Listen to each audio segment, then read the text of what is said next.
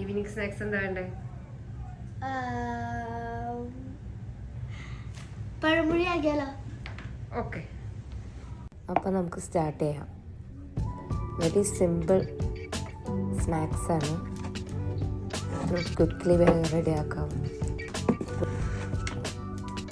So ഫസ്റ്റിന് നമുക്ക് കടലമാവ്, അതിലേക്ക് ഈക്വലായിട്ട് മൈദ മിക്സ് ചെയ്തു.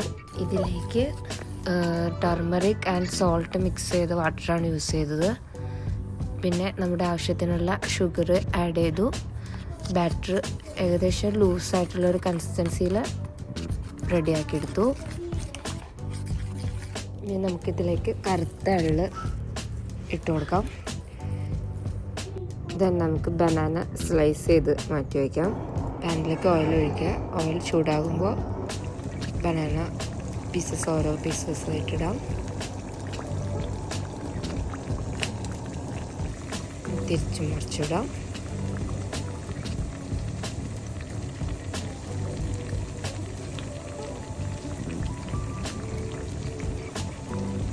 നമ്മുടെ ബനാന ഫ്രൈ റെഡിയായി. നമുക്കിത് ഓയിലിൽ നിന്ന് സെപ്പറേറ്റ് ചെയ്തെടുക്കാം.